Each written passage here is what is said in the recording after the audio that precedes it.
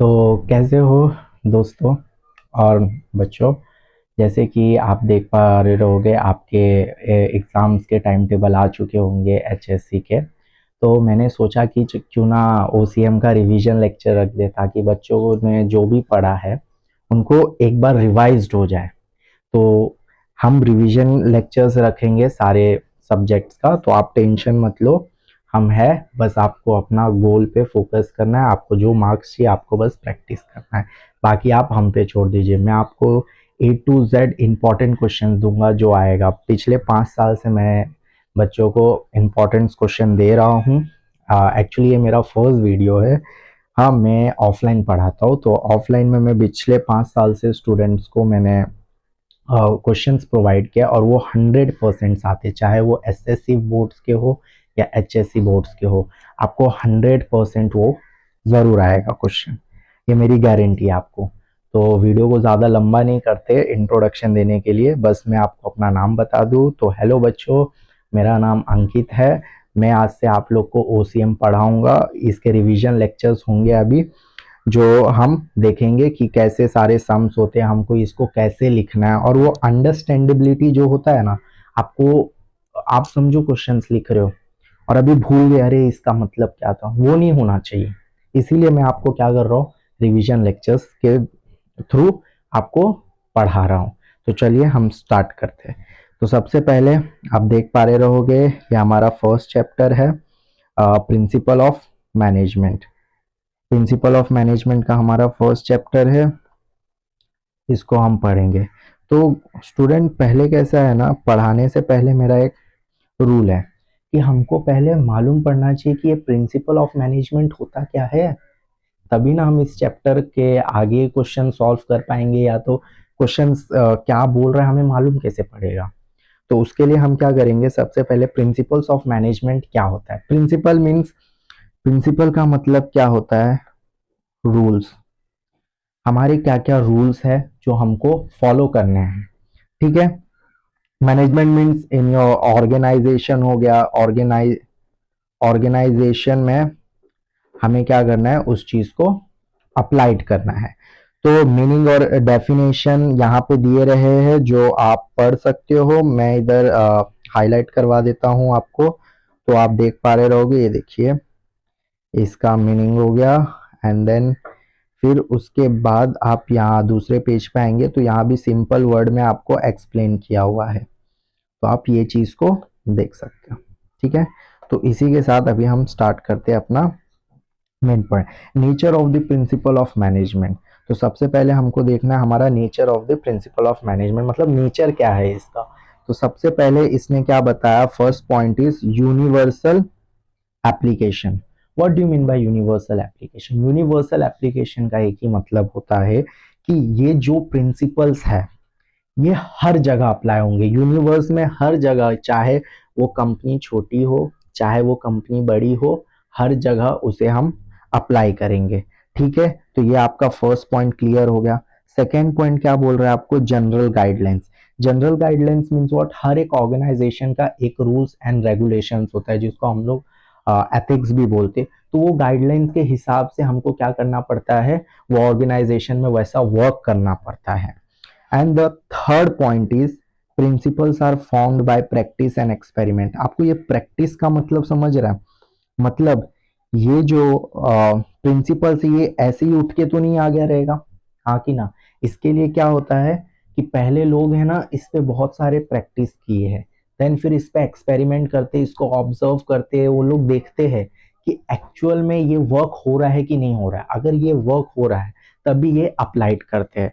तो इस प्रिंसिपल्स का यही मतलब था कि जो भी हम प्रिंसिपल्स फॉर्म कर रहे हो उसको सबसे पहले हम क्या करेंगे, प्रैक्टिस करेंगे, एक्सपेरिमेंट्स करेंगे, एंड उस पर हम लोग देन फिर ऑर्गेनाइजेशन में उसको अप्लाइड करेंगे।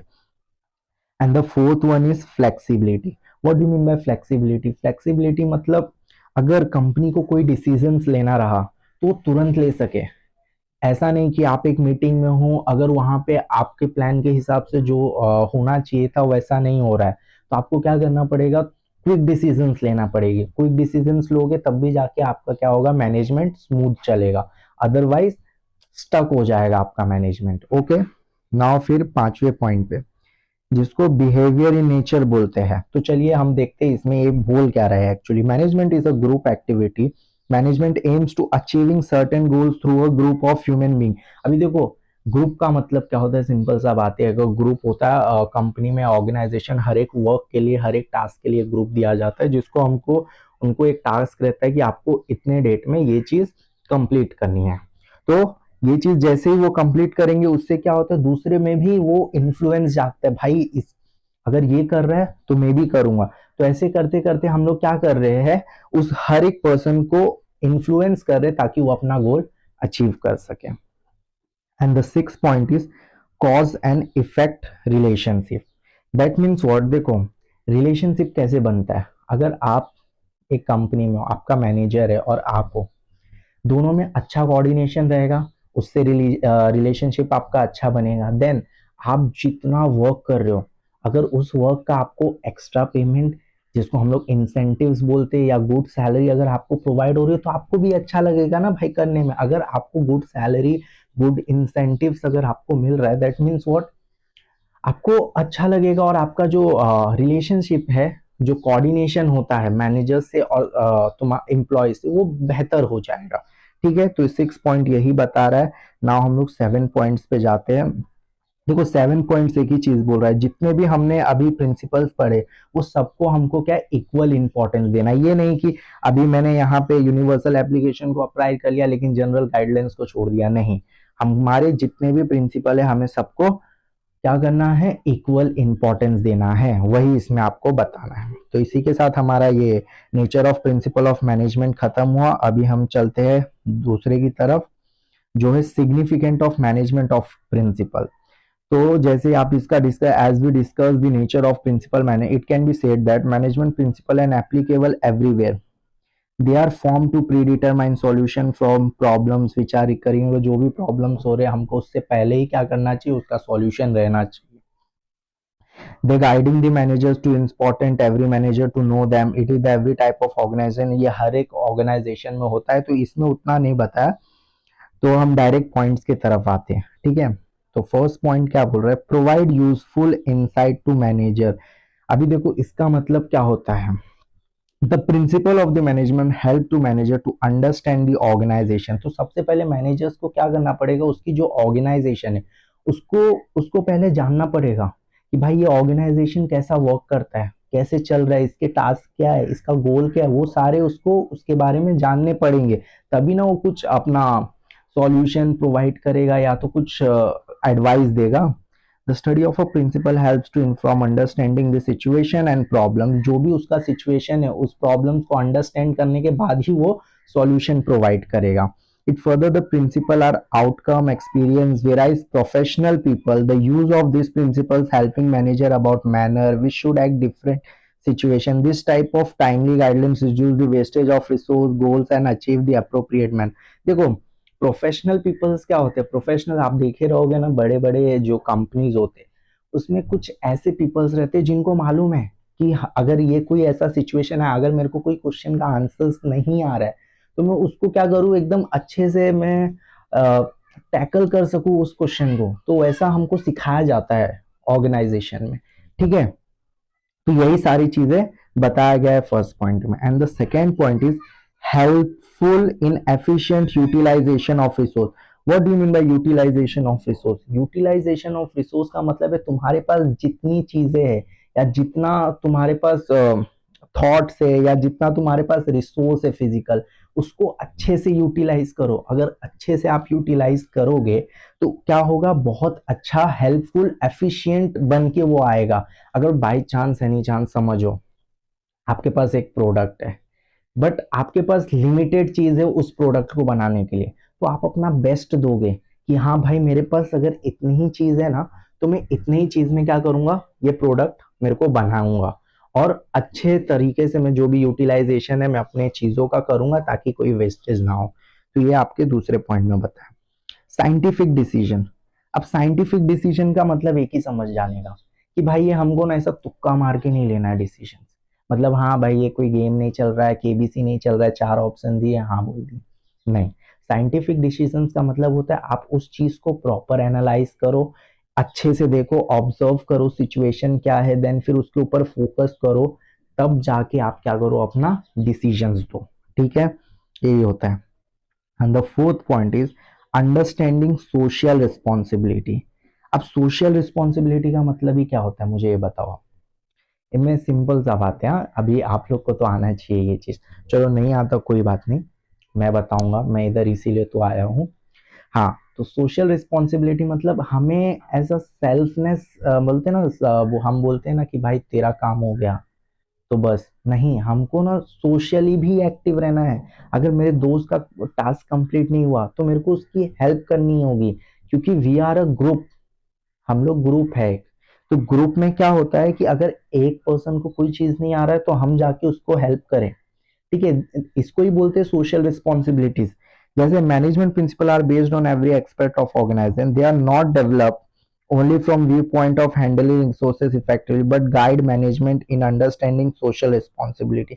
तो क्या करता है मैनेजर, गाइड करता है। अगर आपके किसी पर्सन को या आपके कोई ग्रुप में कोई पर्सन नहीं कर पा रहा है वो चीज, तो आपको क्या करना है, उस पर्सन को गाइड करना है, so that they can focus on providing uh, focus on providing quality product, reasonable price, avoiding artificial monopolistic situation in market, fair competition, fair remuneration, change in environment, healthy working places, standard tools and machinery, etc. These are the things. Okay, और पांचवे point, encourage research and development. देखो encourage का मतलब क्या होता है, किसी चीज को इनकरेज करना, मतलब हाँ भाई कि अगर तुम कुछ सही कर रहे हो तो मैं क्या कर रहा हूँ, तुमको सपोर्ट करूंगा, इंकरेज करूंगा कि हाँ तुम करो, तुम सही हो। तो वही बोला गया। अगर रिसर्च एंड डेवलपमेंट, अगर आप कोई प्रोडक्ट को लेके रिसर्च कर रहे हो मार्केट में, तो क्या करते हैं मैनेजर्स, आपको क्या करेगा, इंकरेज करेगा कि हाँ आप करो, और जब ये खत्म हो जाए ना आपका रिसर्च और जो भी डेवलपमेंट है, आप क्या करो फिर देन उसके बाद मुझे फाइनल प्रोडक्ट बताओ। तो ये सारी चीजें होती है। जैसे कि लास्ट फॉर एग्जाम्पल में देख सकते हो आप, RD department always work for finding new techniques in field of production. अगर आप प्रोडक्शन कर रहे हो तो न्यू टेक्निक्स फाइंड करोगे, अगर फाइनेंस में है तो न्यू सॉल्यूशन देखोगे भाई कि मैं कैसे अपने कंपनी को ग्रो करूँ, अगर मार्केटिंग में है तो न्यू न्यू लेवल की या न्यू न्यू टाइप के एडवर्टाइजमेंट करोगे ना, ताकि तब भी तो पीपल अट्रैक्ट होंगे। अगर सेम एडवर्टाइजमेंट बैनर लगा दोगे तो कौन देखेगा आपका। ठीक है, फिर उसके बाद क्या है, ह्यूमन रिसोर्सेज। ह्यूमन रिसोर्सेज का भी यूज करके आप क्या कर सकते हो, ये सारी चीज को यूज करके आप अपने कंपनी में ग्रो कर सकते हो। Six point is what, help to coordinate and control. देखो कोऑर्डिनेट का एक ही मतलब होता है, मतलब एक दूसरे से क्या करना, कोऑर्डिनेशन करना, अच्छे से रहना, अच्छे से बात करेंगे, इससे क्या होगा, हम दोनों का कोऑर्डिनेशन बना रहेगा। और कंट्रोल का मतलब देखो मैनेजर्स का एक वर्क क्या रहता है कि भाई मेरे को कोऑर्डिनेशन सबसे करना है, और सबसे अच्छे से बात करना है, और सबको एक टास्क देगू तो वो टास्क मेरे को टाइम पे कंप्लीट मिले, तभी ना मैं, अगर वो टास्क टाइम पे कंप्लीट नहीं देगा तो फिर ये कंट्रोल कहाँ है, इधर कोऑर्डिनेशन भी फिर अच्छे से नहीं हो रहा है, दैट मीन्स आपने मेरी बात ही नहीं मानी। ठीक है, तो ये चीज भी हमको कंपनी में देखना पड़ेगा। And the seven point is develop objective approach. अब देखो, with the help of various principle management one can develop object approach. Manager can identify the business opportunity, root cause problems, correct manner and to provide appropriate solution. वो सबसे पहले क्या देखेगा manager जो है, क्या मार्केट में भी क्या अपॉर्चुनिटी है, क्या ऐसा करे कि उससे क्या हो, हमारा प्रॉफिट हो। ठीक है, और उससे हम क्या कर सके, हम उसके रूट को एनालाइज करेंगे कि भाई हमारा मेन प्रॉब्लम कहाँ क्रिएट होगा, और उस प्रॉब्लम पे हम क्या करेंगे, उसको सॉल्यूशन प्रोवाइड करेंगे, और यही हमारा क्या रहेगा, कॉन्फिडेंस बिल्ड करेगा मैनेजर्स का, यही चीज कॉन्फिडेंस बिल्ड करेगा मैनेजर्स का। तो यहाँ पे हमारा सिग्निफिकेंस भी खत्म हो गया। अब देखो थियरीज, तो मैंने पहले ही बोल दिया था आपको कि ये थोड़ा रिवीजन लेक्चर रहेगा, तो हम थोड़ा फास्ट में जाएंगे क्योंकि आगे के भी चैप्टर्स हमको करने हैं, आगे के भी सब्जेक्ट करने हैं, तो हम इसी स्पीड में अपने स्पीड को मेंटेन रखेंगे। अभी देखो theories and management, theories means what, हाँ कोई आए पर्सन, उन्होंने कुछ रिसर्च किया था, एनालाइज किया था, उसको वो क्या करे, थियरीज के वजह से हमको कुछ चीजें मालूम पड़े कि हाँ मैनेजमेंट कैसे वर्क होना चाहिए। तो चलिए वो थियरीज को हम देखते हैं। हाँ, तो आप सभी को मालूम रहेगा इस the father of modern management किसको बोला जाता है। तो ये आप टिक कर लीजिए, आपको ये फिलिंग द ब्लैंक्स में पूछ सकता है who is like who is the father of modern management. तो आपको ये याद करके रखना पड़ेगा कि वो कौन थे, हेनरी फयोल। अब देखो 1841 मींस व्हाट। 1841 जो है ये बताता है इनका बर्थ, ठीक है। और ये जो है ये बताता है उनका डेथ। ये तो सबको मालूम ही होगा, बट स्टिल कुछ पर्सन्स को अगर नहीं हो तो मैंने बता दिया है। नाउ देखो ये कौन थे, एक फ्रेंच माइनिंग इंजीनियर थे, ठीक है। वो फ्रेंच माइनिंग इंजीनियर थे जो इंडस्ट्रियलिस्ट भी थे एंड एक सक्सेसफुल मैनेजर भी थे वो। He started his career mining engineer in French mining company, arose position of chief managing director। French mining में वो क्या थे, एक चीफ मैनेजिंग डायरेक्टर थे। फिर आफ्टर मैनी एक्सपेरिमेंट, देखो मैंने एक चीज पहले भी बोला था कि कोई भी रूल्स कोई भी ऐसे ही नहीं आ जाता, उस पर उन्होंने क्या किया, देखो एक्सपेरिमेंट एंड ऑब्जर्व किया है फयोल ने कि भाई तभी वो प्रिंसिपल्स वर्क होंगे। मतलब अगर वो प्रिंसिपल्स को हम जब तक ऑब्जर्व नहीं करेंगे, एक्सपेरिमेंट नहीं करेंगे तो हमको मालूम कैसे पड़ेगा। तो उन्होंने कुछ ऐसे प्रिंसिपल्स थे जिनको उन्होंने ऑब्जर्व किया था अपने ऑर्गेनाइजेशन में, और उसको उन्होंने प्रपोज्ड किया, दुनिया को बताया, दुनिया को कि ऐसा होगा तो हमारा क्या जो मैनेजमेंट है वो एकदम स्मूथ चलेगा। उन्होंने 14 प्रिंसिपल्स बताए। अब 14 प्रिंसिपल्स कौन कौन से थे। फर्स्ट था principle of division of work, and the second was principle of authority and responsibility, principle of discipline. देखो स्टूडेंट्स अगर हो सके ना तो इसको ना IMP डाल दो, ये ना बहुत इंपॉर्टेंट है आपके एग्जाम के पर्सपेक्टिव से। अब बोलोगे क्यों सर, ये तो बहुत बार आ चुका है यूनिट में। नहीं स्टूडेंट्स, ये आएगा और ये 8 मार्क्स के लिए आपको जरूर पूछेगा, कम से कम आपको 10 या 12 इसके प्रिंसिपल्स लिखने पड़ेंगे, ये फिक्स्ड है ये क्वेश्चंस।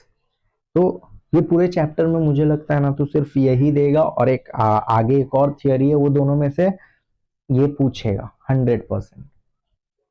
लेकिन मेरे को क्या, मैं तो सभी कराऊंगा आपको। हाँ लेकिन एक बात याद रखना, मैं जनवरी के स्टार्टिंग वीक में मैं आपको सारे सब्जेक्ट के इम्पोर्टेंस बताऊंगा जो 100% आपको एग्जाम्स में आने के चांसेस रहेंगे। तो उस वीडियो को मिस मत करना, उसको ज़रूर देखना और जितना हो सके उतने लोगों को शेयर करना। तो चलिए स्टार्ट करते हैं हम अपना। अब देखो principle of division of work का मतलब क्या होता है। अच्छा मुझे बताओ, प्रिंसिपल्स का मतलब तो हमको मालूम है, डिवीजन ऑफ वर्क का मतलब, डिवीजन ऑफ वर्क का मतलब होता है हमारा जो, इधर मैं बता, हमारा जो काम है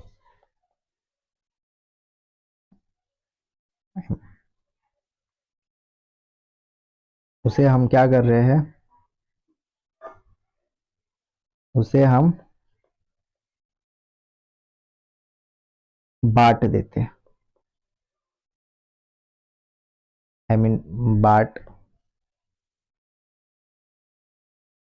देते हैं, ठीक है।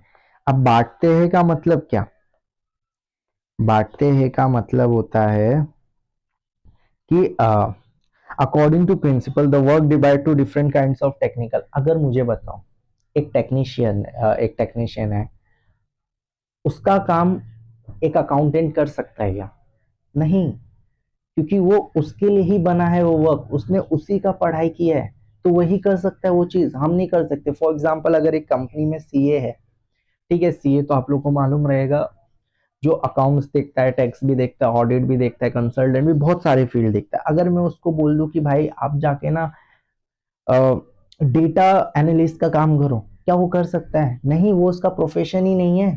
अगर एक डॉक्टर को मैं बोलूंगा भाई आप सर्जरी मत करो, आप जाके अकाउंट्स की बुक देखो, क्या वो देख सकता है, नहीं, वो उसका काम ही नहीं है।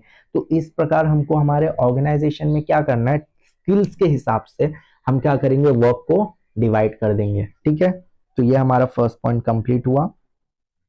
अब देखो सेकेंड पॉइंट क्या बोल रहा है हमको, second point principle of authority and responsibility.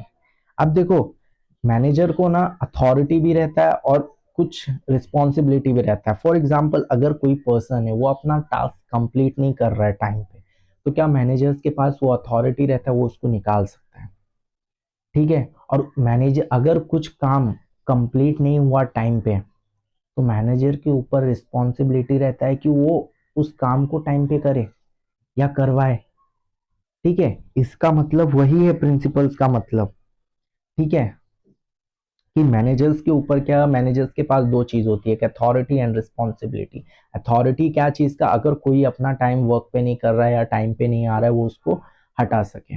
और दूसरा रिस्पॉन्सिबिलिटी ये रहता है, अगर टाइम पे प्रोडक्ट नहीं बना या तो टाइम पे टास्क नहीं कंप्लीट हुआ, तो क्या करे, उसके ऊपर रिस्पॉन्सिबिलिटी रहता है, वो उसको उस टाइम पे करवाए। नाउ प्रिंसिपल ऑफ डिसिप्लिन, अभी देखो डिसिप्लिन तुम स्टार्टिंग से पढ़ते आ रहे हो। अब मुझे मत पूछना सर डिसिप्लिन का मतलब क्या है। ये डिसिप्लिन मतलब जो अभी तुम स्कूल में थे, तुमको क्या डिसिप्लिन मिला था कि भाई तुम स्कूल यूनिफॉर्म में आओ, प्रॉपर एक जूता, जो भी तुम्हारा है जूता, नेल्स कटे हुए, ये क्या थे, ये सारे डिसिप्लिन। तो वैसे ही ऑफिस में भी होता है भाई, तुम प्रॉपर टाइम पे आओ। अगर तुमको रेम्युनरेशन मिल रहा है, ठीक है, तो तुम प्रॉपर टाइम पे हो। और जैसे कि कोई पर्सन है, वो कुछ कर नहीं रहा है, बस आ रहा है, लेट आ रहा है, कभी लेट जा रहा है, वर्क भी टास्क भी कंप्लीट पे नहीं हो रहा है, तो दैट मीन्स वो क्या कर रहा है, प्रिंसिपल्स को फॉलो नहीं कर रहा है ना। तो वही सारी चीजें हमको हमारे ऑर्गेनाइजेशंस में हर प्रिंसिपल्स को फॉलो करना है, तब भी जाके हमारा बिजनेस क्या होगा, स्मूथ होगा, लाइक हमारा मैनेजमेंट स्मूथली चलेगा। अब फोर्थ पॉइंट क्या बोला है, principle of unity of command. अच्छा, यूनिटी ऑफ कमांड का मतलब क्या होता है? यूनिटी ऑफ कमांड, कमांड मतलब होता है किसी के लाइक कोई किसी ने कुछ वर्क दिया, उसी चीज को फॉलो करना है आपको। फॉर एग्जाम्पल आपका जो मैनेजर है, ठीक है, एक मिनट यहाँ बनाते हैं हम,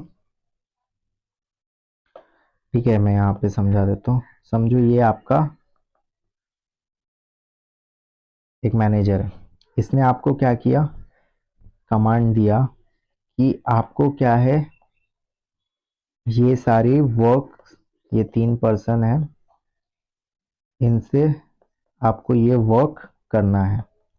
तो आप इससे नहीं पूछ सकते हो कि मुझे क्या करना है, या ये आपसे नहीं पूछ सकता, या तो एज ए वाइस वर्सा जो भी होगा, ये इससे ऐसा नहीं हो सकता है। कमांड का मतलब ही क्या होता है, ऑर्डर। कमांड का मतलब ही क्या होता है, जो ऊपर से तुमको ऑर्डर आया है। अब देखो मैनेजर क्या बोल रहा है यहाँ पे, each and every organisation should receive order from only one superior. एक ही सुपीरियर से तुमको ऑर्डर लेना है। अगर एक सुपीरियर से ऑर्डर लोगे तभी तुम्हारा क्या होगा, कोऑर्डिनेशन अच्छा होगा और तुम्हारा टास्क कंप्लीट होगा। जैसे कि इस डायग्राम में आप देख सकते हो, देखो रॉन्ग अप्रोच में क्या बताया इसमें, कि ये जो इसके सबऑर्डिनेट्स है, ये मैनेजर हो गए, ये मैनेजर हो गए, सेम लेवल पे मैनेजर्स हैं। अभी ये इससे कर रहा है कम्युनिकेशन, ये फिर इससे भी कर रहा है, इससे भी कर रहा है, इससे भी कर रहा है, इससे भी कर रहा है, इससे कर, इससे क्या हो रहा है, बिजनेस स्मूथली नहीं जाएगा। आपको अगर बिजनेस को स्मूथली करना है तो एक ही पर्सन से आपको क्या करना पड़ेगा, ऑर्डर लेना पड़ेगा। दो दो जन से लोगे तो कैसे चलेगा, मुझे ये बताओ। तो अगर एक पर्सन से आप ऑर्डर लोगे तो उसी को आप क्या करोगे, फॉलो करोगे। इसी को बोला जाता है राइट अप्रोच। समझे, यही बताया गया unit principle of unity of command में, कि एक ही सुपीरियर होगा और उससे ही आपको क्या करना है, ऑर्डर्स लेने हैं। अब देखो principle of unity of direction. अब यूनिटी ऑफ डायरेक्शन, यूनिटी का मतलब क्या होता है, साथ में, साथ में, ठीक है। This principle state that there should be one head and one plan. अब इसका मतलब भी क्या, और डायरेक्शन का मतलब कि हमारा क्या होना चाहिए, एक ही लीडर होना चाहिए, एक ही एक लीडर होना चाहिए, और उसका उसका एक ही प्लान होना चाहिए, और सब उसी प्लान को क्या करेंगे, फॉलो करेंगे। इसी का मतलब है ना यूनिटी ऑफ डायरेक्शन, ठीक है। तो ये आप समझ गए रहोगे ये पॉइंट, मतलब एक लीडर होना चाहिए और एक ही प्लान रहना चाहिए, ताकि सारे जो भी ऑर्गेनाइजेशंस के मेंबर है वो उसी प्लान को फॉलो करें। तो आते हैं हमारे 6th पॉइंट पे, principle of subordination of individual interest to organisation interest. अब देखो सबऑर्डिनेशन किसको बोला जाता है? सबऑर्डिनेशन ये याद रखना, कोई सबऑर्डिनेशन है ना अपने से एम्प्लॉयज को, एक एम्प्लॉयज को बोला जाता है। अभी देखो हर जगह तो एम्प्लॉयज नहीं बोल सकते ना, तो हम लोग क्या बोलते हैं? सबऑर्डिनेट्स। मतलब जो मैनेजर्स के जो ऊपर मैनेजर्स है उसके नीचे कौन है? सबऑर्डिनेट्स। ठीक है, जो वर्क करते हैं उनके लिए। अकॉर्डिंग टू दिस प्लान, अभी देखो क्या बोल रहा है, अकॉर्डिंग टू दिस प्लान,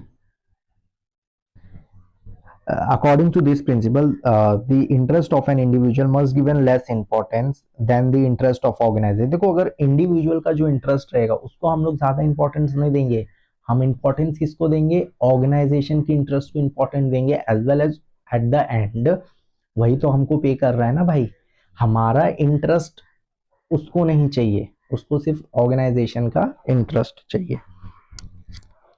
ठीक है, तो ये जस्ट मैं चेक कर ले रहा हूँ कि मेरी वॉइस आपको प्रॉपर आ रही है कि नहीं ना। चलो आगे चलते। While taking decision in organization, the manager should always consider the interest of whole group rather than the interest of a single employee। देखो वही चीज बताया गया है कि मैनेजर वही देखेगा, कोई इंडिविजुअल का इंटरेस्ट नहीं देखेगा, वो पूरे ग्रुप का ही इंटरेस्ट देखेगा और उसी को उन लोग क्या करेंगे? फॉलो करेंगे आगे। बस यही बताना है आपको इसमें। Principle of centralisation. सेंट्रलाइजेशन का मतलब क्या होता है मालूम है? हर एक के थॉट्स और हर एक के ओपिनियंस को हम क्या करें? एक्सेप्ट करें, हाँ उस पर हम लोग देखें और उस पर चर्चा करें। ठीक है, और एक होता है डिसेंट्रलाइजेशन। Decentralisation means what? नहीं, एक जो बॉस ने बोल दिया वही करना है, किसी के थॉट्स का कोई मतलब नहीं होता। ठीक है, centralization refers to concentration of powers authority in some organization, this power is vested in one hand of few hands। This situation occurs in a small organization, but the size of organization large, then the decentralization of power of authority। देखो यही बोला है, small organisation में क्या होता है? हाँ भाई, अभी मैनेजर्स को कुछ वर्क आ गया तो अपना क्या करेगा? अपना जो पावर है वो किसी और को दे देगा वन हैंड से। देखो यहाँ दिया हुआ है ना कि वो क्या करेगा? वन हैंड से देखो ये क्या करेगा? वेस्ट वन हैंड और फ्यू हैंड सबसे पूछेगा भाई, सबको देगा chance. This situation occurs in small organisation, ये सिर्फ स्मॉल ऑर्गेनाइजेशन में होता है। अगर बड़ी ऑर्गेनाइजेशन है तो भाई वहां डिसेंट्रलाइजेशन चलता है। डिसेंट्रलाइजेशन का मतलब क्या होता है? डिसेंट्रलाइजेशन का अगर जो मैंने बोल दिया वही करना है तुमको, उसी को फॉलो करना है, उस पर और कोई भी चर्चा नहीं होगा। ठीक है, आई मीन चर्चा नहीं होगा। तो थोड़ा मैं फास्ट में जा रहा हूँ तो आप लोग को थोड़ा प्रॉब्लम हो रहा रहेगा, बट आप फोकस रखिए, तब आपको सारी चीज़ें समझ आएगी। अगर आपने 5 मिनट के लिए भी फोकस यहाँ से वहाँ किया तो फिर आपको कुछ नहीं समझेगा। ये रिवीजन लेक्चर है, वही मैं स्टार्टिंग से बोल रहा हूँ, ये रिवीजन लेक्चर्स है। रिवीजन लेक्चर्स हम जो नॉर्मल लेक्चर्स होते हैं वैसा नहीं पढ़ाते, रिवीजन लेक्चर्स में हम थोड़ा फास्ट फॉरवर्ड जाते ताकि आपको कॉन्सेप्ट याद आते रहे। ठीक है, तो चलिए हम स्टार्ट करते हैं अपना 8 पॉइंट जो है प्रिंसिपल ऑफ रेमुनरेशन। देखो रेमुनरेशन का मतलब क्या होता है? सैलरी। याद रखना, अब से आप लोग सैलरी नहीं लिखोगे, रेमुनरेशन लिखोगे। ठीक है, अब देखो मुझे ये बताओ, आप लोग इसमें एक ही चीज बोला है, प्रिंसिपल ऑफ रेमुनरेशन का मतलब क्या? अगर कोई आपसे ज्यादा पढ़ा है या कोई आपसे ज्यादा स्किल्ड है या वो कोई आपसे अच्छे पोजीशन में, तो हर एक की सैलरी सेम होगी क्या? नहीं, हर एक की सैलरी डिफरेंट होगी, उसके स्किल से, उसके प्रोफेशन के हिसाब से एंड उसके पोस्ट के हिसाब से हर एक का क्या रहेगा? सैलरी अलग अलग रहेगा लेवल के हिसाब से। तो यही इसमें आपको बताया गया, जैसे कि लास्ट लाइन आप दे, the remuneration should be fixed by taking into consideration. Fix तभी होगा जब हम उसके कंसीडरेशन का मतलब क्या होता है? Something in return. क्या होता है? Something in return. अब मुझे ये बताओ, अभी आप ऑर्गेनाइजेशन के लिए वर्क कर रहे हो, तो बदले में ऑर्गेनाइजेशन आपको क्या पे कर रही है? रेमुनरेशन। तो समथिंग इन रिटर्न तो हो ही रहा है ना। तो इसीलिए हम लोग क्या करते हैं? उस बंदे के स्किल्स देखते हैं, एक्सपर्टीज देखते हैं, नॉलेज देखते हैं और कितने साल से वो वर्क कर रहा है वो भी देखते हैं, और उसका कॉस्ट ऑफ लिविंग जो भी, मतलब आप जो ऑफिस में आते हैं, लाइक आप लोग ने सुना रहेगा कि मेरे को इतने का पैकेज लगा, बस इतना काट कूट के मेरे को इतना। द रीजन इज टैक्स तो आप पे लग ही रहा है, प्लस आपके जो कॉस्ट ऑफ लिविंग, मतलब आप, आपके लिए अगर समझो आप एक प्रोफेशनल लेवल पे मैनेजर और आपके लिए अलग से रूम दिया है, तो उसका कॉस्ट है भाई, एसी चल रहा है, लाइट चालू है 24 आवर्स आपके लिए, फिर आपको जो कॉफ़ी प्रोवाइड होता है, बहुत बहुत ऑर्गेनाइजेशंस में कॉफ़ी मिलते हैं, वो सारे चार्जेबल होते हैं जो आपके टैक्स में आपके सैलरी में से कटते हैं, तो आपको मालूम भी नहीं चलते हैं। ठीक है, तो ये सारी चीज़ होते हैं। एंड देन मार्केट ट्रेंड के हिसाब से प्रॉफिटेबिलिटी ऑफ ऑर्गेनाइजेशन, अगर ऑर्गेनाइजेशन का प्रॉफिट ज़्यादा नहीं है तो कम सैलरी पे भी रखती है। ठीक है, ये सारी चीज़ें थे। अब देखो principle of scalar chain. Scalar chain क्या होता है? Scalar chain means the hierarchy. देखो हायरार्की का मतलब क्या होता है? ये देखो, ये जो ऐसा जा रहा है ना, हर एक लेवल के हिसाब से उसको हम लोग क्या बोलते हैं? हायरार्की। ठीक है, of authority from the top level to the lower level of the purpose of communication. ये कम्युनिकेशन के लिए यूज होता है। अभी मुझे बताओ, ये आपका क्या है? ये आपका कंपनी का बॉस है, ठीक है, जो एकदम टॉप पे बैठा हुआ है, टॉप लेवल है। तो जो एक लोअर लेवल पर्सन है, ये जो लोअर लेवल पे जो पर्सन है, ये क्या इससे डायरेक्ट कम्युनिकेशन कर सकता है क्या? डायरेक्ट कम्युनिकेशन कर सकता है क्या? नहीं। रीजन क्या है? भाई बड़ी ऑर्गेनाइजेशन है, क्या बॉस के पास या इतना ही टाइम रहता है कि जो भी आपके लोअर लेवल के जो पर्सन है उनसे डायरेक्ट बात करो कि ये प्रॉब्लम हो रहा है। अब जैसे कि मैं एक एग्जांपल देता हूँ आपको, रिलायंस का। ठीक है, अभी उसके कौन है जो मैनेजिंग डायरेक्टर पे है? वो कौन है? मुकेश अंबानी। ठीक है, ठीक है। अभी मुझे बताओ, यहाँ पे एक नॉर्मल वर्कर है, उसको जो वेजेस है वो थोड़ा कम मिल रहा है, थोड़ा कम मिल रहा है। ठीक है, क्या वो डायरेक्टली मुकेश अंबानी को फोन करेगा? क्या उसके ऑफिस में घुस के बोलेगा अरे मेरे को ऐसा मिल रहा है? नहीं। उसके लिए हम लोग क्या करते हैं? प्रॉपर कम्युनिकेशन बनाते हैं। अब ये देखो, ये जो वेजेस वाला पर्सन रहेगा वो अपने जो उसका सुपरवाइजर है उसको बोलेगा, फिर वो अपने सुपरवाइजर को बोलेंगे, फिर वो मैनेजर्स को बोलेगा, फिर वो बोर्ड ऑफ डायरेक्टर्स को बोलेगा, देन बोर्ड ऑफ डायरेक्टर्स जाके कोऑर्डिनेशन करेंगे मीटिंग के थ्रू। ठीक है, तो इसको भूला जाता है प्रिंसिपल ऑफ स्कालर चेन। तो हर एक चीज के लिए क्या रहता है? एक लेवल डिसाइड है जिसपे वो अपने प्रॉब्लम्स को रखते हैं। डायरेक्टली कम्युनिकेशन नहीं होता। हाँ, डायरेक्ट कम्युनिकेशन कब होगा? अगर कुछ सीरियस इशू हो गया तब जाके डायरेक्ट कम्युनिकेशन होता है। ठीक है, अब देखो प्रिंसिपल ऑफ ऑर्डर क्या होता है। This principal is based on a place for everything and everything in its place. मतलब इसका मतलब क्या होता है? कोई बता सकता है? कमेंट सेक्शन में जरूर बताना। ठीक है, अभी हम यहाँ पे देखते हैं, human resources and material should be right place and right time, maximum efficiency, human resource should be placed in a right place and right job. मतलब क्या बोलता है कि अगर कोई पर्सन है, अगर कोई अकाउंटेंट है तो उसको राइट जॉब दो, उसको कुछ और जॉब मत दो। अभी जो एक सेल्स पर्सन है और एक अकाउंटेंट है, अगर मैं सेल्स वाले पर्सन को बोलूंगा भाई तू जाके बुक्स मेंटेन कर अकाउंट्स की, क्या वो कर पाएगा? नहीं कर पाएगा, क्योंकि वो उसका राइट प्लेस ही नहीं है ना जॉब करने का। और मैं एक अकाउंटेंट को बोलूंगा भाई जाके तू ना सेल्स कर, वो कर पाएगा? नहीं, क्योंकि वो दोनों का फील्ड ही अलग है ना। इसीलिए ये बोला गया है a place for everything and everything in its place. जो भी है उसको उनके ही प्लेस पे रहने दो। यहाँ भी जैसे बताया, should be place on a right place on a right job. तो राइट पीपल्स को राइट जॉब पे ही रखो। ऐसा अगर आप करोगे तो आपका ऑर्गेनाइजेशन बंद हो जाएगा भाई। तो फिर आगे चलते, the principle focus on the proper utilisation of physical and human resources. देखो, एक जो ऑर्गेनाइजेशन रहता है वो प्रॉपर यूटिलाइज करती है अपने मशीनों का भी और ह्यूमन रिसोर्सेज का भी। ठीक है, तभी ना जाके भाई जो उसकी ऑर्गेनाइजेशन है उसको प्रॉफिट होगी। नहीं तो फिर वो मार्केट में नई नई आएगी तो डूब जाएगी। अब दूसरे 11 पॉइंट देखो, प्रिंसिपल ऑफ इक्विटी। इक्विटी का मतलब क्या होता है? Equal rights. प्रिंसिपल क्या बोलता है? ये एक रूल बोलता है कि अगर कोई एम्प्लॉय हमारे ऑर्गेनाइजेशन में काम कर रहा है या वो छोटे लेवल पे है और मैं बड़े लेवल पे हूँ, उसका थॉट मुझसे अच्छा है, तो हमको क्या, ऐसा नहीं कि भाई तू छोटे लेवल पे मैं तुझसे बात नहीं करूंगा, ऐसा नहीं होता। हमको क्या करना है? हर एक को इक्वल इंपॉर्टेंस देना है।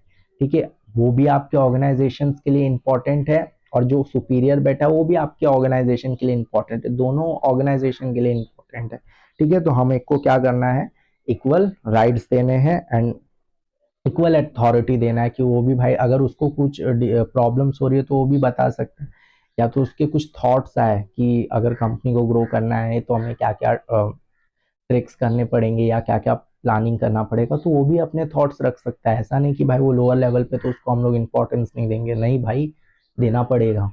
ठीक है, वो भी आपके ऑर्गेनाइजेशन में काम कर रहा है। फॉर एग्जाम्पल अगर आप देखो एक सिक्योरिटी गार्ड है कोई कंपनी का, ऐसा नहीं ना उससे हम लोग अच्छे से बात नहीं करते, भाई वो भी इम्पोर्टेंट है। अगर वो नहीं रहेगा ना तो कोई भी घुसेगा तुम्हारी कंपनी में, चोरी होगा। तो हर एक ऑर्गेनाइजेशन के लिए हर एक बंदा इंपॉर्टेंट है, इसलिए प्रिंसिपल बोलता है कि हमें हर एक पर्सन को इक्वल राइट्स देना है। तो इसी के साथ हमारा 11th पॉइंट भी खत्म हुआ। 12th पॉइंट क्या बोलता है, principle of stability of tenure. Stability of tenure का मतलब भाई कोई अगर एम्प्लॉय आपके लग जॉब करने आ रहा है तो मे बी उसका जॉब सिक्योरिटी रहे।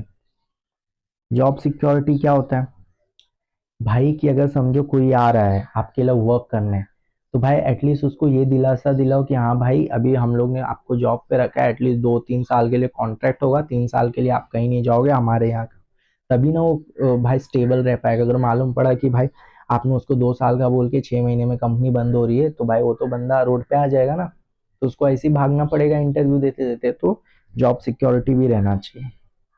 Principle of initiative. अब देखो इनिशिएटिव कैसे होंगे, जो एम्प्लॉयज है, सबऑर्डिनेट्स है जो काम कर रहे हैं, उनको क्या करना पड़ेगा, इनोवेटिव वे में कुछ कुछ चीजें लाने पड़ेंगे, तभी जाके क्या होगा हमारा जो ऑर्गेनाइजेशन है वो ग्रो करेगा। For example, initiative refers to volunteer to do work in an initiative way and the freedom to think and work new ideas. Encourage employees to take initiative while working given tasks. This initiative should be welcomed by manager through discussion, new ideas. It also helps to creating healthy organization culture. अगर किसी को कोई thoughts आ रहे या किसी के पास कोई innovative idea, तो हम क्या करेंगे मैनेजर के साथ उसको डिस्कस करेंगे। इससे क्या होगा, हमारा रिलेशंस भी अच्छा बनेगा, और प्लस रिलेशंस अच्छा बनने के साथ साथ हमारा क्या होगा, हम लोग डिस्कशंस भी अच्छे से कर पाएंगे और न्यू न्यू आइडियाज रहेगा, जिससे हमारा क्या रहेगा, हेल्दी इन्वायरमेंट क्रिएट होगा और ऑर्गेनाइजेशन में भी अच्छा खासा कल्चर आएगा। Like principle of esprit de corps. देखो एस्पिरिट दे कॉप्स का मतलब होता है टीम वर्क। ऐसा नहीं कि आपको अकेले ही करना है, आपको अकेले ही सारा क्रेडिट चाहिए, नहीं, अगर आपकी पूरी टीम अच्छा करेगी तो सारे टीम को क्रेडिट मिलेगा। यही हेनरी फॉयल बता रहे अपने 14th प्रिंसिपल में कि हमको सबसे पहले या ऑर्गेनाइजेशन का मेन मोटिव क्या है भाई, टीम वर्क रहना चाहिए। अगर टीम वर्क नहीं रहेगा ना तो नहीं कर पाओगे आप। कोई पर्सन समझ लो डिजाइन में बेहतर है, कोई पर्सन आपका मार्केटिंग लेवल बहुत अच्छा कर रहा है, तो ये सारे पर्सन आपके ग्रुप है, तो हर एक ग्रुप में हर एक बंदा इंपॉर्टेंट है। तो हमको क्या टीम वर्क रहेगा तभी जाके हम अपने गोल को अचीव कर पाएंगे। तो इसी के साथ हमारा हेनरी फॉयल का 14 प्रिंसिपल्स भी खत्म हुए। नाउ अभी हम स्टार्ट करते हैं हमारे Frederick Winslow Taylor scientific management theory. अब मुझे मालूम है बहुत बच्चे लोग को बोर हो रहा रहेगा, बट स्टूडेंट्स मैं आपको एक बात बता दूं, यही आपका टाइम है। आप ये 2 महीना पढ़ो, उसके बाद आपको 4 महीना ब्रेक मिलेगा, मे बी 5 मंथ्स का ब्रेक मिलेगा। मैं एक ही बात बोल रहा हूँ, अभी भी बोल रहा हूँ, वो 5 महीने में आपको जो करना है करो। अरे दिन भर पड़े रहो घर पे, रात रात भर मूवीज देखो, कोई नहीं बोलेगा। बट ये जो 2 महीना है ना, रगड़ दो अपने आप को। इंद्रजान मत मनाओ नया साल। अब बोलोगे सर क्या बोल रहे हो, नया साल नहीं मनाएंगे, चाचा चाची आएगा। अरे वो हर साल आएंगे, तुम्हारे बोर्ड्स हर साल नहीं आएंगे।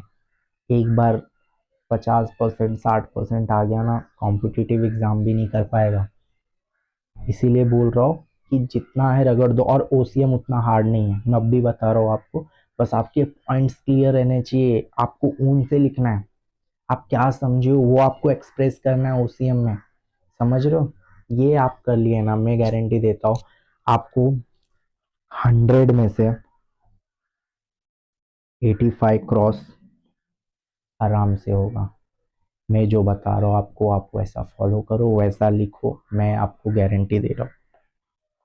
ठीक है, तो इसी के साथ हम स्टार्ट करते हैं अपना ये चैप्टर, और फिर बाद में मोटिवेशन देते हैं हम।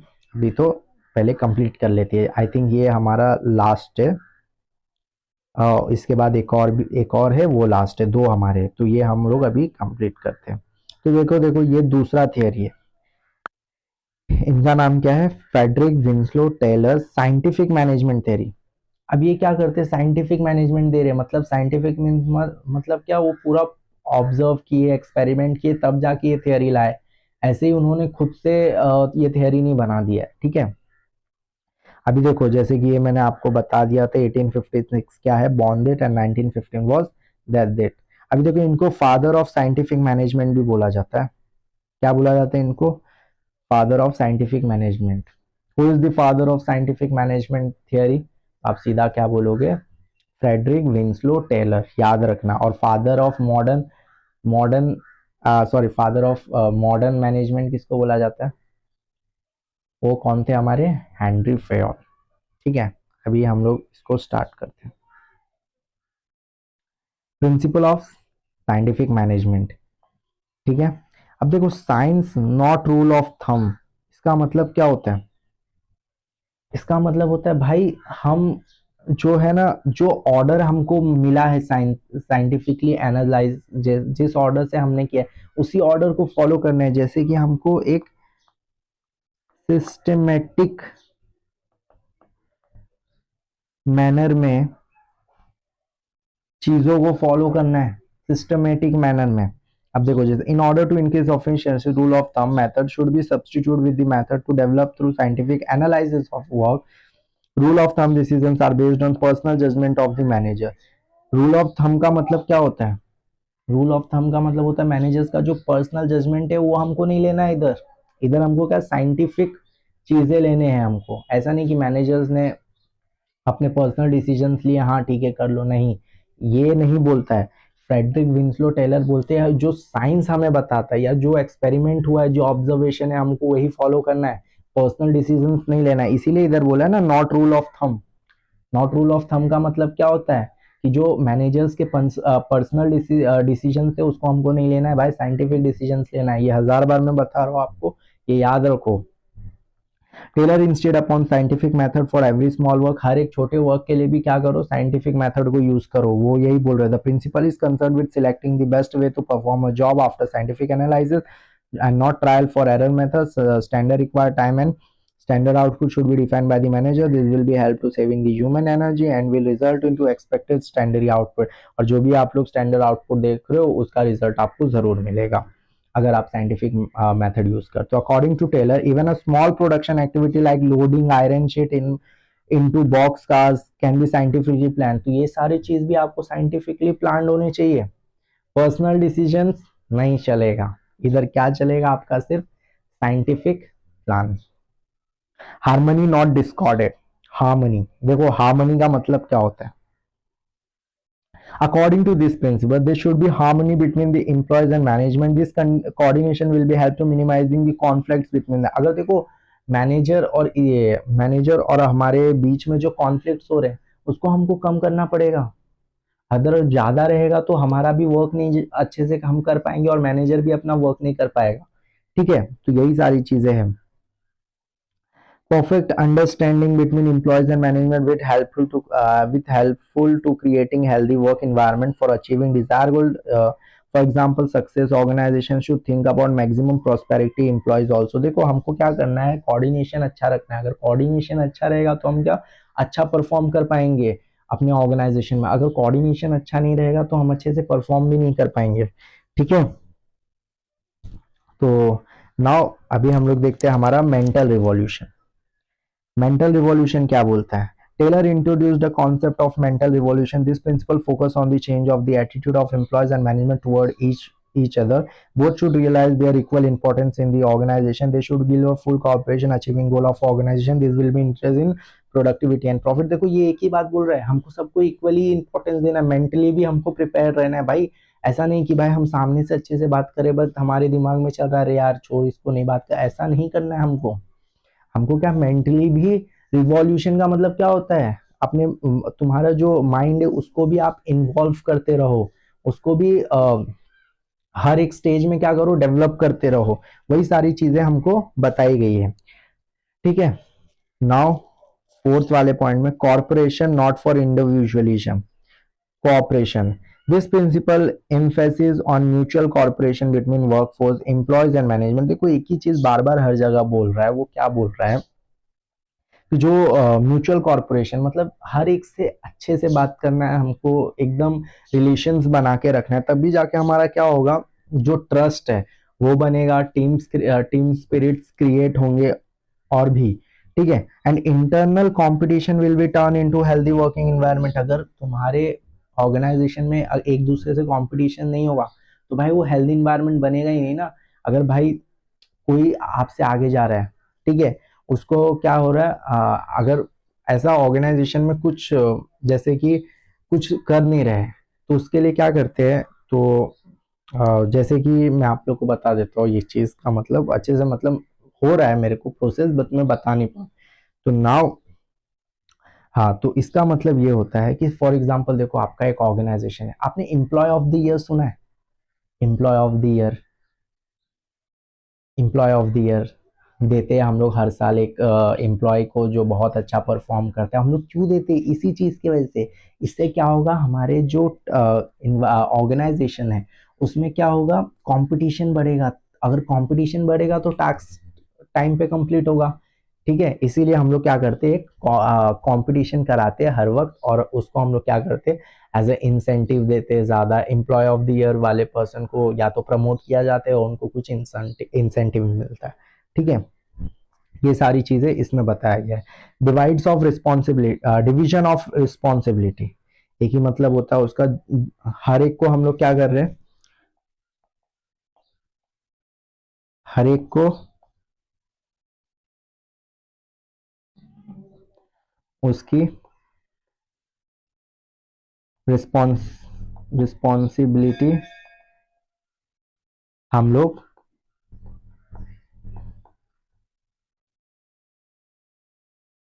दे रहे हैं, ठीक है। अभी आप लोग हिंदी थोड़ा बहुत समझ जाना। तो डिवीजन ऑफ रिस्पॉन्सिबिलिटी का मतलब क्या, हर एक पर्सन को उसकी रिस्पॉन्सिबिलिटी दे दो भाई।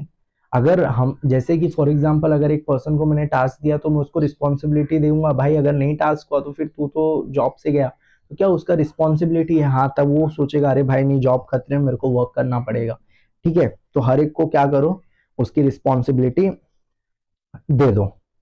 Development of employer and employee to greater efficiency and maximum prosperity. देखो इसका एक ही मतलब है, जो एम्प्लॉयर और एम्प्लॉय के बीच में जो भी रिलेशंस है उसको और बेहतर बनाओ, अच्छे से कोऑर्डिनेशन करो, जिसके वजह से क्या होगा, आपका जो ऑर्गेनाइजेशन है और इफेक्टिवली बूस्ट करेगा, ठीक है। अब देखो what are the techniques of scientific management, वो बताया गया है। Some are the major techniques of scientific management. Work study. अब वर्क स्टडी में क्या आता है, before assigning the work available work for proper work study should be done by the management. देखो जो भी वर्क उनको मिल रहा है वो एक प्रॉपर टाइम पे वो उस वर्क को करे। Study work consist organisation systematic and critical assessment of the various activities function. Work study is based on techniques such as time study, motion study, method study and fatigue study. ये सारे studies होने चाहिए, इसी के base पे हमको क्या करना है, वर्क स्टडी करना है। अब देखो टाइम स्टडी का मतलब क्या होता है, it is the technique of observing and recording the time taken by employee to complete a given task। भाई मतलब मैनेजर्स को क्या करना रहेगा, ये टेक्निक देखना पड़ेगा कि एक पर्सन एक टास्क को करने में कितना टाइम ले रहा है या कितना दिन ले रहा है। वो क्या करेगा, उस चीज को वो ऑब्जर्व करेगा। With the help of time study, the precise time required to each element of work is determined. The technique is used for fixing standard time required to particular task under the condition. It is useful to measure efficiency and employ and control to the cost of work। इसके लिए क्या करते थे, time study का मतलब अभी क्या होता है, अगर आपको मैनेजर टास्क दे रहा है तो वो आपको सीधा बोलेगा भाई 3 दिन में मेरे को ये टास्क कंप्लीट चाहिए। या तो आज आपको मॉर्निंग में टास्क दिया, बोलेगा भाई जाते जाते मेरे को ये टास्क तेरा कंप्लीट होना चाहिए, तो दिन भर कुछ भी कर, उससे मैनेजर्स को मतलब नहीं है। बट जो टाइम पे उसने तुझे दिया है टास्क, वो टाइम पे कंप्लीट होना चाहिए, ठीक है। वही बताया गया है इस वाले पॉइंट में। एंड मेथड, क्या क्या मेथड हमको करने हैं, like there are always various method of completing the task. हर एक के लिए बहुत सारे मेथड्स होते हैं, किसी का पर्सपेक्टिव अलग होता है, कोई अलग थ्रू करता है, ठीक है। For the best quality of cost effectiveness identify the best method of doing particular job. हर एक जॉब के लिए उसका जो पर्टिकुलर आइडेंटिफाई है उसको, हाँ, मतलब पर्टिकुलर जॉब के लिए वेरियस मेथड है, उसको आइडेंटिफाई करो आप, ठीक है। और ये बहुत चैलेंजिंग होता है मैनेजर के लिए। First of all it helps in reducing the wastage of time. अगर आपने पता कर लिया कि भाई इसमें क्या प्रॉब्लम्स आ रहे हैं, इस चीज को मुझे कैसे वर्क करना है, तो इससे क्या रहेगा, जो आपका जो टाइम वेस्ट हो रहा है ना, वो कम हो जाएगा, ठीक है। Now, material and improving the utility of resources, predefined objectives helpful to refinement and handling raw materials, transport and inspection, storage, सबको हम लोग क्या कर सकते हैं, हैंडल कर सकते हैं आफ्टर ऑब्जर्वेशन, ठीक है। अब देखो मोशन स्टडी क्या होता है। The study of requirement motion means movement of employee as well as the machine while completing a particular task is very important. It is helpful to eliminating unnecessary motion and finding the best method to doing particular job. बहुत सारे organisations में क्या होता है मालूम है, ये लोग है ना मोशन स्टडी करते हैं। हम लोग देखते हैं कि भाई कोई पर्सन वर्क कितना कर रहा है और बातें कितने कर रहे हैं और फोन कितना चला रहा है। तो बहुत सारे ऑर्गेनाइजेशन क्या करती है, फोन को अलाउ ही नहीं करती, बोलती है भाई फोन तुम लोग है ना सिक्योरिटी गार्ड लग जमा कर दो। यही है ताकि वो क्या करे, फोन में ज्यादा व्यस्त ना रहे और वो काम अच्छे से करे, ठीक है, वही बताया गया। Fatigue study. Generally, long working hours without sufficient breaks, target pressure, heavy working tools, and poor working condition result into physical and mental stress. देखो इसका मतलब क्या होता है, अगर आप कुछ चीज नहीं करोगे और आप पे ज्यादा प्रेशर्स रहेगा और सिर्फ आप वर्क ही कर रहे हो, तो क्या रहता है, ये थोड़ा आपके फिजिकल हेल्थ पे भी इफेक्ट करता है और मेंटली भी आप थोड़ा बोलते हैं ना डिसबैलेंस्ड हो जाता है आपका माइंड, ठीक है। तो आप थोड़ा स्ट्रेस फील करने लगते हो। Fatigue is an adverse effect of health and efficiency employee. The study of fatigue and step to reduce level of fatigue is very important to maintain operational efficiency in employees. तो ये सारी चीजें। And the second is ये क्या है, okay ये मतलब technique work study के ये सारे पॉइंट्स थे, ठीक है। अब देखते हैं हम लोग standardisation of tools and equipment. With the result of experiment conduct workplace tailor advocate standardization of tools। मतलब nowadays देखोगे ना बहुत जने ना टूल्स एंड इक्विपमेंट्स का यूज कर रहे हैं ताकि हम क्या करें, जो मैन पावर है वो कम लगे और मशीन पावर ज्यादा लगे, ठीक है। For example, production to reduce spoilage and wastage material, cost of production, fatigue among the works and it is improve the quality of work, ठीक है, ताकि हमारा क्या रहे, टाइम बचे और ज्यादा से ज्यादा हम लोग प्रोडक्शन कर पाए और कॉस्ट भी हमारा कम हो। अब देखो साइंटिफिक टास्क सेटिंग। अब देखो ये क्या होता है, Taylor emphasised the need to fixing fair day work. मतलब हर एक डे के हिसाब से, मतलब हर एक डे में कितना वर्क होना चाहिए वो हम लोग देखेंगे। Scientific work setting and important to prevent employees from doing work much below their capacity. By using technique, employees will complete the task according to standards given by the management and keep proper control on optimum utilization of work। देखो scientific task setting मतलब हम देखेंगे भाई, analyse करेंगे कि ये person दिन का कितना टास्क कर सकता है या कितना इसकी एफिशिएंसी है, उस हिसाब से हम उसको टास्क देंगे, उससे ज्यादा उसको टास्क नहीं देंगे।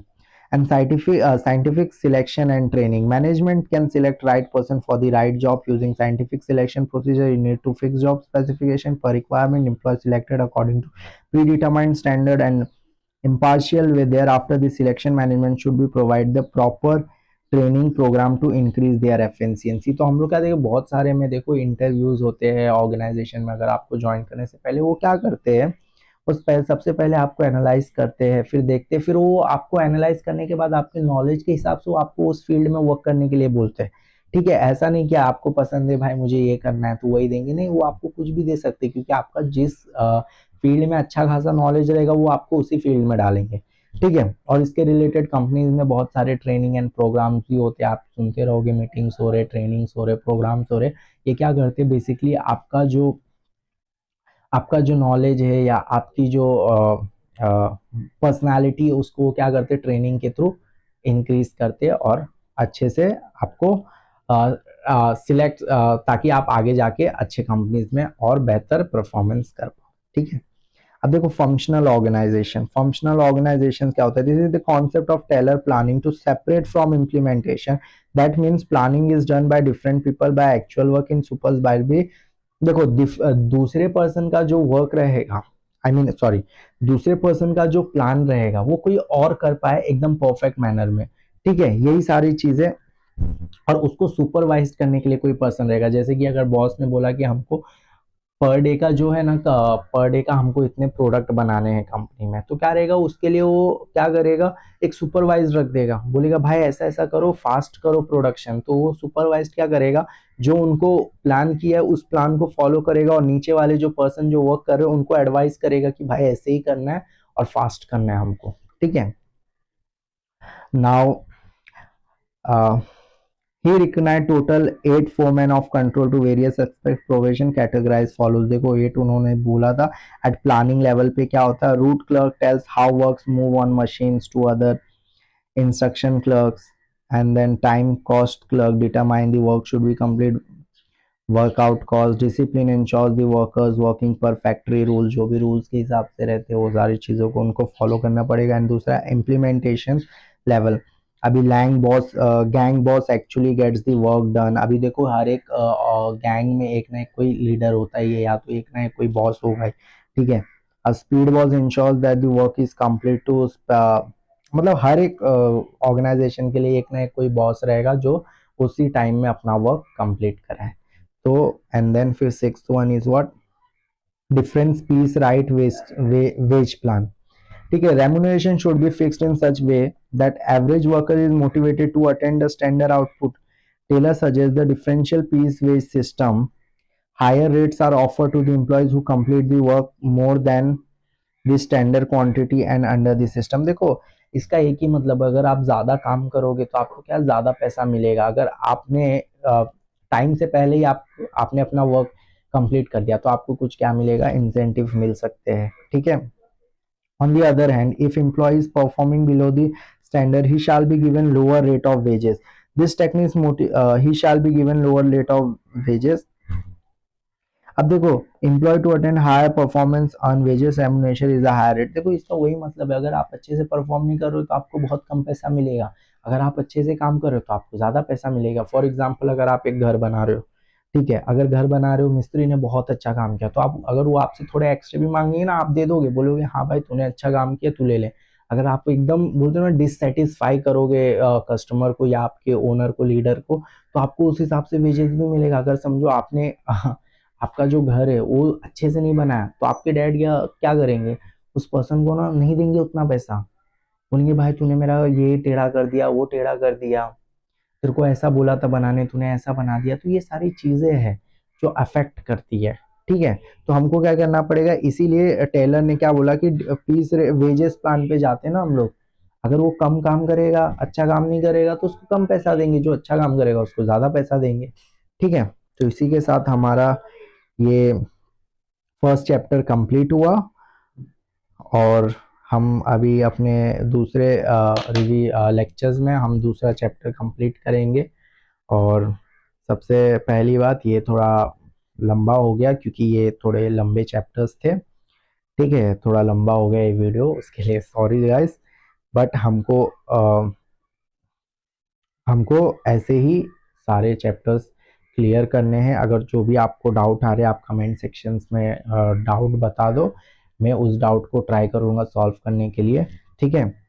मैं थोड़ा बिजी रहता हूँ क्योंकि मेरा भी शेड्यूल है, जिसके वजह से मैं ज़्यादा ध्यान नहीं दे पाऊँगा। बट आप कमेंट करके ज़रूर रखिए, ताकि जब हम लोग इन फ्यूचर अगर लाइव क्लासेस करेंगे तो उसमें मैं सारे आपके आंसर्स के जवाब दे सकूँ। तो इसी के साथ हमारा फर्स्ट चैप्टर कंप्लीट हो गया।